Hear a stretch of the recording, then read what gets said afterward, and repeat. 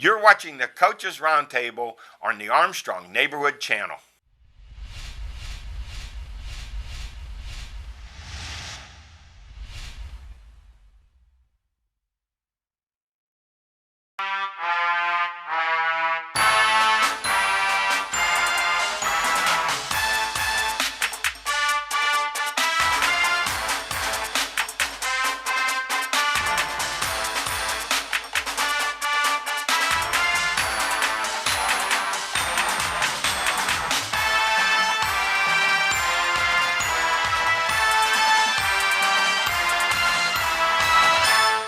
Welcome to Coaches Roundtable. I'm Ed Codi. To my right, the Swami George Abraham. To my left, the Tiger Albert Campman. Moving towards the midway point of the high school football season. All right, let's go to our spotlight. Top rushers, Luke McKay of Laurel, 183 yards. Andrew Hart of North Allegheny, 127. Robert Janis of Riverside, 107, and Kobe DeRosa of Laurel, 104. Top passers, Max Schnorr of Butler, 22 of 46, 305 yards and 2 touchdowns. That was against McDowell, losing effort 38-17, but a great performance by him. McDowell, however, had a running back, Simmons, who rushed for 261 yards on 25 carries, and they put up 536 yards of offense. Butler was in the game for a while, but McDowell just wore them down. Graham Hancock, Seneca Valley, 14 of 28, 260 yards and 2 TDs. Jason Sickett of North Catholic, 12 of 17 for 217 yards and 5 touchdown passes. William Moko of Slippery Rock High School, 15 of 25, 211 and 3 touchdowns, and he has the Rockets undefeated. This kid's a good quarterback. Absolutely, he's a junior, and Grove City, they come into that game, nobody was sure, and they woodshedded them. J.C. Voss of Mohawk, 17 of 24 for 186, and Jason Brooker of Beaver Falls, 153. I think the Tigers are without a win, are they not? Yeah, they can't stop anybody, and there's 3 sides to the ball in football, and offensively they score, but they can't. You got to stop people too. Top receivers, Luke Lawson of Seneca Valley, 8 for 152 yards and 2 touchdowns. The last 2 weeks, Lawson has caught 19 passes for 276 yards. He's a big kid, 6'3", 200 pounds. We saw him in a game against Pine, how good he is. Yeah, one of the things I noticed, defensive coordinators in high school very seldom double team a receiver. They just play. And I think somebody should scout Seneca Valley and say, let's walk a linebacker out, or let's walk something out. They have some weapons, and the quarterbacks really come on strong. Lance Slater of Butler in monster game, 7 receptions, 192 yards and a touchdown. Charlie Cranebucker of Butler, 5 for 44 yards. Braylon Littlejohn of Butler, 5 for 44.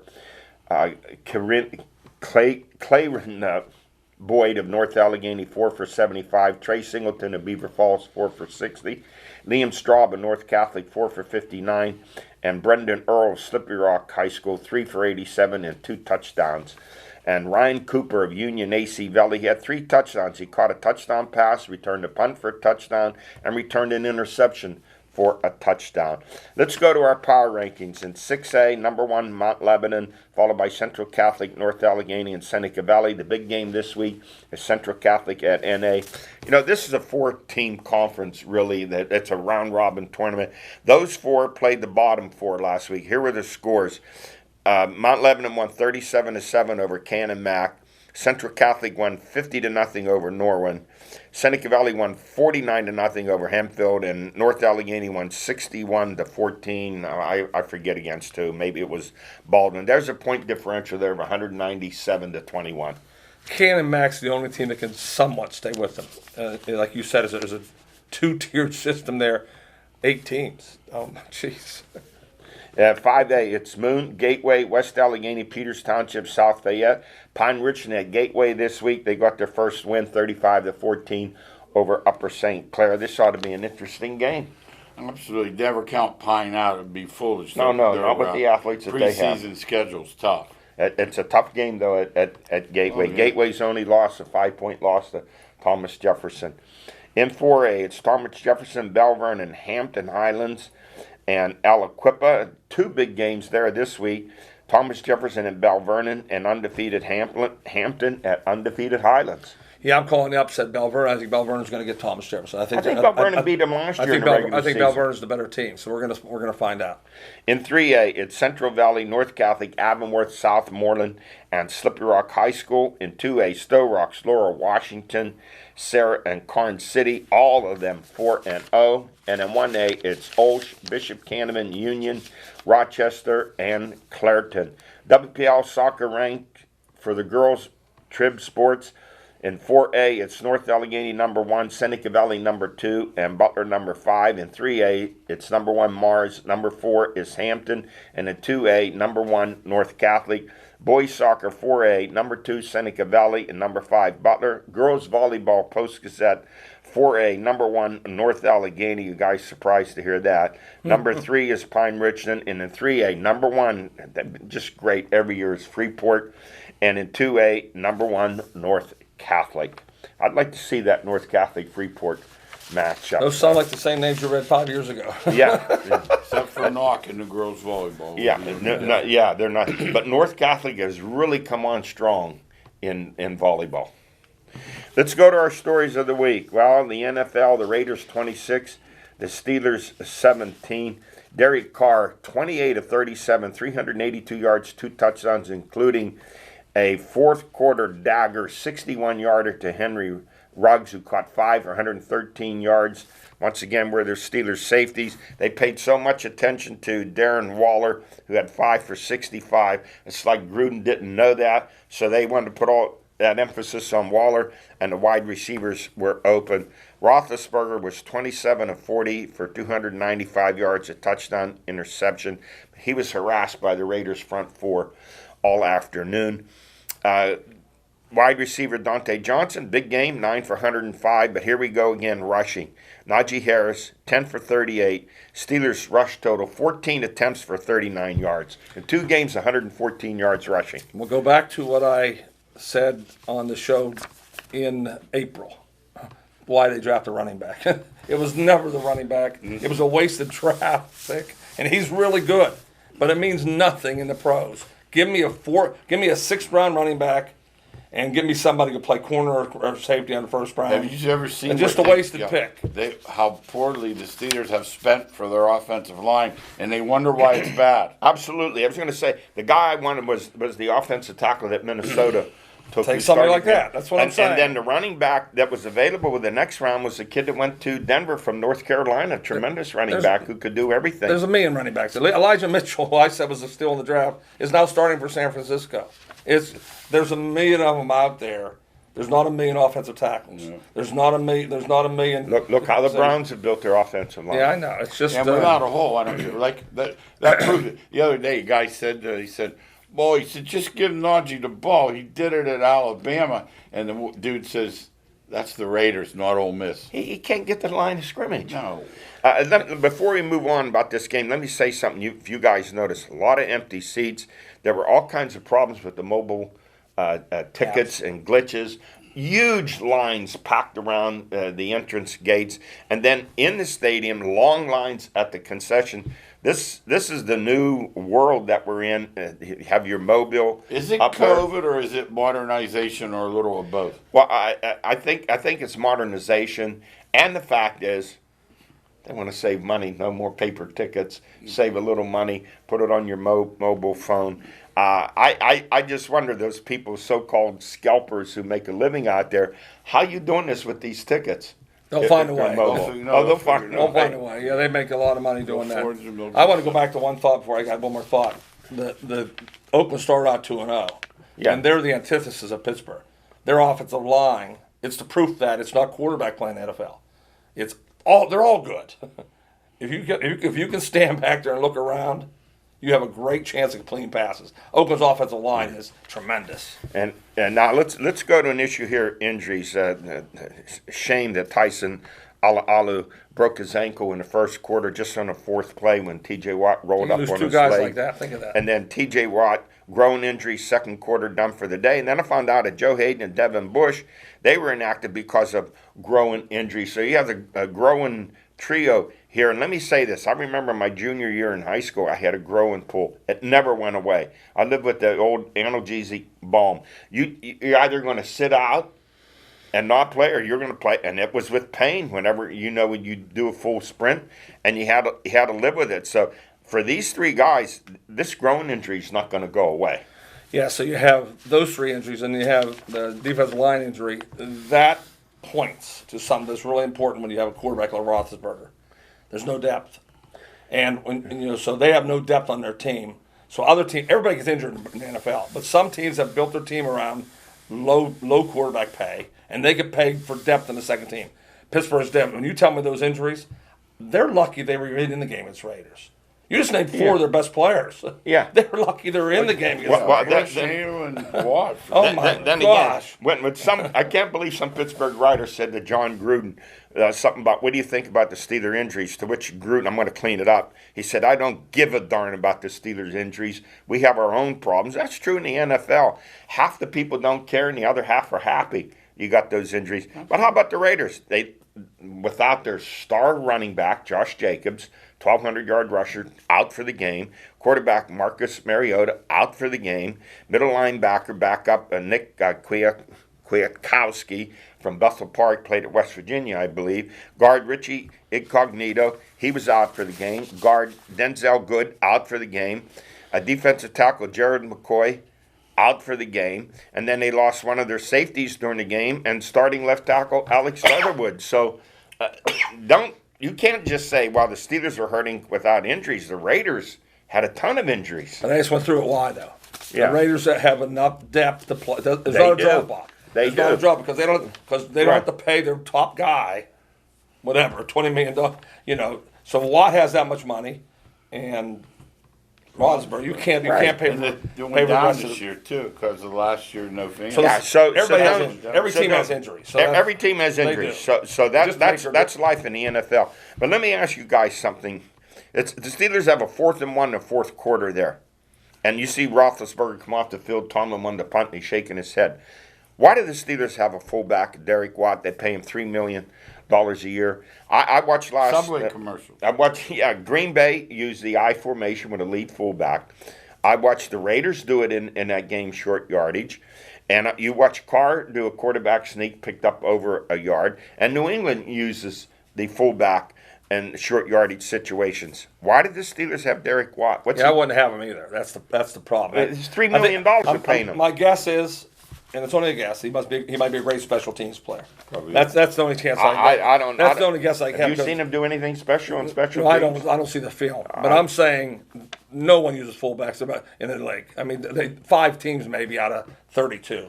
So that's out. No, the going that's for out. it's the But why not go thing for it in with that 8 minutes situation? I would go for it. I would go First, for it. first of all, Roethlisberger doesn't do I would go quarterback for it. sneaks. I would go There's for it. Carr who did it, he picked got up 4 that yards. first He got more down. than a yard. He got more than a I would yard. go for it too, Eddie. No, I agree. No. You know what you do? You give him a hard ball. You let him think he made the decision. You go, Ben, you want to go? He's going to go, sure. You go.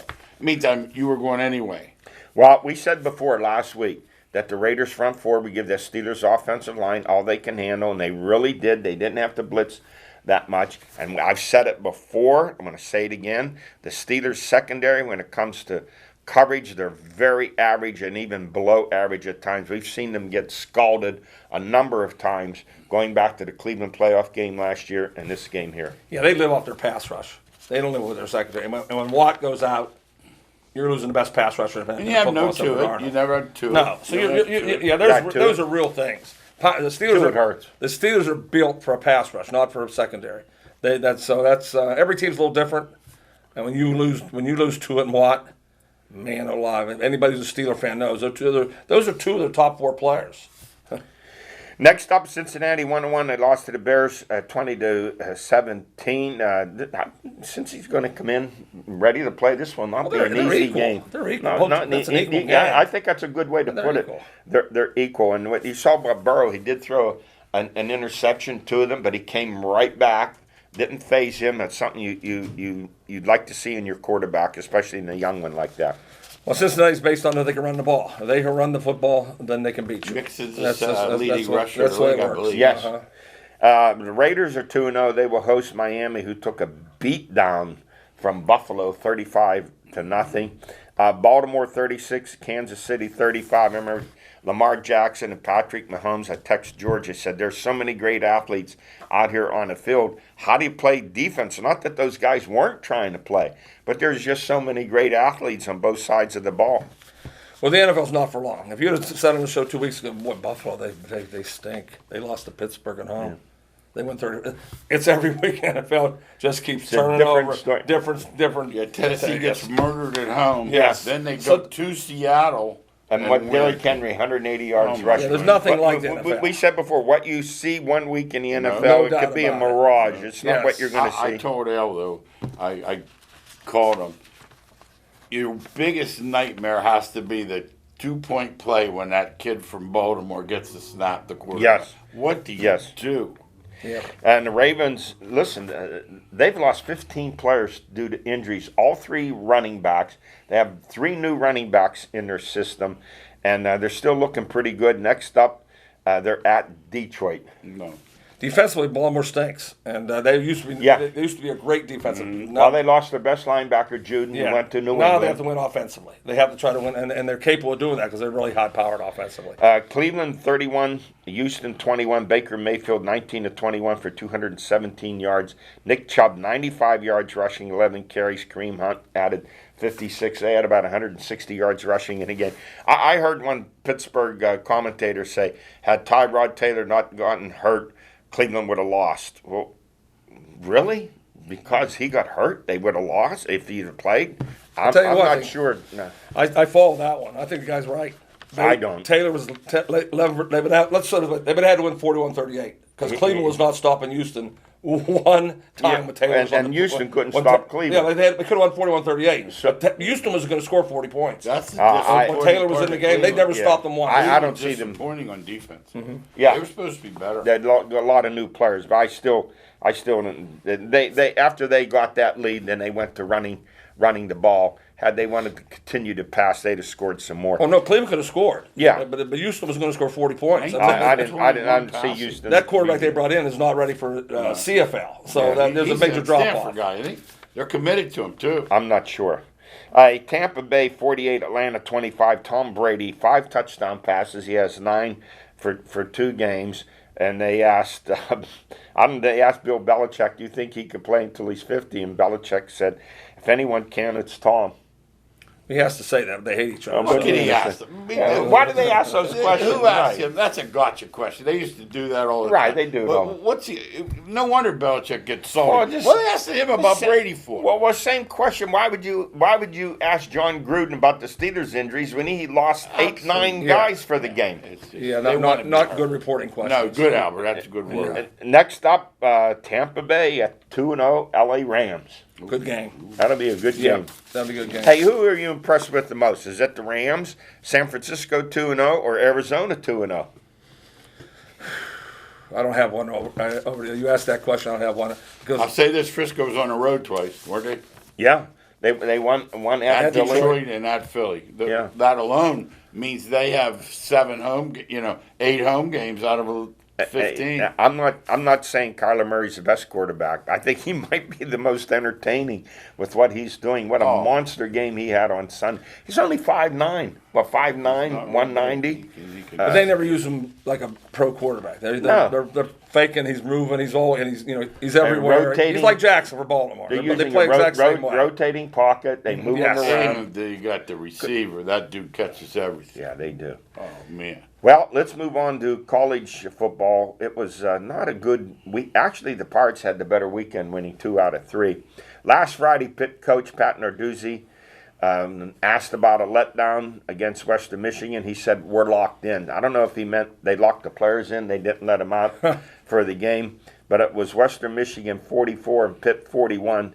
Let me ask you guys something. Should we be surprised? No, we're Should not surprised anyone at be all. surprised? Well, I was surprised this year. I thought Pitt's defense would be better. It's Narduzzi's fault, and they're coming down on him. The guys that know football are coming down hard on him. Albert, what have we said all the time? Their front seven pretty good, even though they got gouged in the running by Western Michigan. But he leaves these corners out there Over on and an over. island. It's wrong. When I was at the Penn State It's wrong. Pitt game years ago, Pitt had a nice big lead. Penn State came back by long bombs down the sideline, ended up 42-39 that Pitt won, but it's the same thing over and over again. 2015, Pitt started off 2-0. They lost the third game to Iowa, finished 8-5. 2016, 2-0, lost the third game to Oklahoma State, finished 8-5. Last year, started off 3-0, finished 6-5. What's that old saying about history, George? You know, if you don't pay attention, you repeat it. That they famously, Al and I talked about this. Any coach, good coach, whatever, basketball, you play man. If you need to play zone to win, you play zone. You have to give your kids the best opportunity to win that game. I'm listening to Hillgrove, and all he's saying is they're turning those D-backs inside out. You know, great point. And you looked at the Tennessee game and all those open wide receivers that Joe Milton missed for Tennessee. Western Michigan quarterback Calais Ellaby, he didn't miss them. He hit those receivers in big plays. They had 517 total yards. He threw for 336. And under Narduzzi, the Pitt defensive secondary has been a happy hunting ground for quarterbacks. And they got guys in the pros. But he doesn't coach them up. He coaches Michigan State style, and it bothers me. Here's why I thought they'd be different, and it proved in that game. Pickett is such a great player. I thought their offense could win games for them. But when you score 41 and still lose, that tells you Narduzzi needs to hire a defensive coordinator, changes the way up if he wants to keep his job. But that's his philosophy. No, I know, totally. It's his philosophy. It's wrong. But you So why said change the about defensive coordinator? The coordinator? No. Threw him under the bus. He said, there were changes we didn't make. I'm going to have to go upstairs. Yeah, he's not What's going that say about the dude that was up there? He's not going upstairs. 6 years they've done. So don't bet one game on that. 6 games. It's been 6 years of this. Throwing the ball down the field, like you said, Eddie. 1-on-1 every time. No safety around. Nothing around. It's amazing. That's why teams like Carolina, they'll put 50 up. Well, that's like last year. Clemson and Notre Dame torched them, put almost 100 points on them.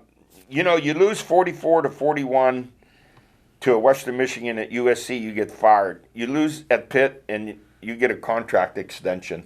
That's the difference there in the two programs. So Narduzzi there at 44-35. I know Clay Helton was 46-24 with a Pac-12 championship and a Rose Bowl win over a guy they're thinking about replacing him with, James Franklin. He beat him, put up what, George, 49 or 50 points on Penn State in that game. Just the difference in the programs and the attitude that you take.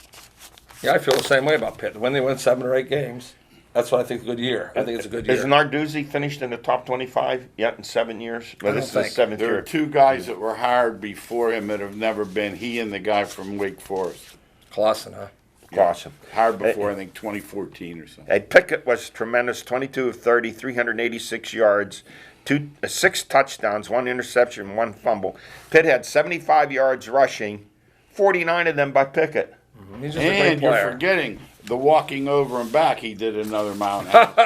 What's he weigh after the game? About 130? Much less. Hey, I have a new coach for Pitt, Moses. Because Pitt's been lost in the desert of college football for the last 40 years and nowhere near the promised land. They need Moses to lead them out. It's been 40 years of this. Something ought to say to the people at Pitt who run the program where they are. Yeah, it's not changing. I truly believe that. I've said on the show a million times. The teams that are winning walk out their door 200 miles and have 300 recruits. Pitt, you look at their roster right now. If they're playing a lot of local players, they're in trouble. They have to go, and they can't get them. Well, we mentioned last week Pitt? those offensive linemen. What's the reason to go to Pitt? What is the reason to go to Pitt? I see, unless you love the urban lifestyle. You know, one thing analogous, though, I would agree even more if Cincinnati got this going, because that's another pro team, and they're like the third child or whatever. But somehow they've gone to the top 10. But they don't play the same teams. And they don't play. I think Cincinnati Pitt would be a great game. I don't see it as a mismatch when they play. And let me say this about this guy. A friend of mine, he had 3 tickets. He made call after call after call. No one wanted to go to the Western Michigan Isn't that sad? And he said, well, I'll sell the tickets. I said, you're not selling them for what? No. I said, you're lucky you get $5. He got $5 each for those 3 tickets. It's been like that forever. Though. You go to the games all the time. There's no, except for Penn State and Notre Dame, there's never any fans. And so now they have homecoming coming up against FCS number 23, 3-0 New Hampshire. And there's little fan interest in this game. But can you blame them? Homecoming with New Hampshire. New Hampshire. No, this drives me nuts. That's what you would pick as your homecoming game. You have to make sure you can win. You know who would have liked this schedule? John Michael Olsen, because every year he played Notre Dame, West Virginia, was Penn unbelievable. State, UCLA, Yeah, I know. Oklahoma. He loved this schedule. Oh, Yeah, geez. no, and Al said it before. Al thinks 7 or 8 It is. what Pitt is. And I say, if that's the case, don't pay them like you pay them like you pay the Youngstown guy. Give them $1.5 million, and 7 keeps your job. I agree. Hey, Penn State, a big win, 28-20 over Auburn. Sean Clifford, 28-32, 280 yards, 2 touchdowns. But Auburn, late in the game, 4th and goal at the Penn State one, and they throw a fade pass. Are you kidding me? When they had their big fullback, Tank Bigsby, who was running for over 130 yards against Penn State, and he's sitting there. They don't give him the ball. But did they get this out of Pete Carroll's playbook? Why would you run a fade? And I can't understand this. I really can't. Played in that fade, done. It never works. When How you- about your fullback's Tank? What more? Give him Well, you Tank saw the him ball. in that game how Yeah. he ran the ball. You can't get 1 yard to win the game. If they stop you, good for them. I agree with you on that one, Eddie. And And then- Penn State's the one team, by the way, I'm not sure of yet. Me either. I'm not Me sure. either. You have a whiteout. Auburn's probably maybe the 6th best Yeah. team in the SEC. Yeah. And they struggle with them. Yeah, they do. And Wisconsin really kicked their butt. Now, I know they won. 90 plays. So I'm not 51. sure. So I'm not sure. I'm not sold on. They might not be really great, but right now I don't. Like I don't know yesterday, about them. the USA Today had the headline, they're shadowing around the top or something. I'm thinking to myself, Michigan State, and Ohio State can all. I won't say they will. And Iowa, They're I very know. capable. And Iowa. Iowa, without a Oh, doubt. no, yes. Hey, let's talk. Alabama 31, Florida 29. Alabama 90 yards rushing. Florida 245. You talk about play calling. They score. It's 31-29. Late in the game, they're going for the 2-point conversion. They run what I'm calling the Florida shuffle. I have no idea. This quarterback and running back awkwardly sliding towards the goal line, each holding on to the ball and getting tackled together. Rather than you have a very athletic quarterback, why aren't you rolling him out, a run pass option, putting the pressure on the perimeter of the Alabama defense? That call blew my mind. I couldn't understand I told George it at all. Mullen and Belichick do that. They're two great coaches. That's what they believe in. They believe on 2-point conversions.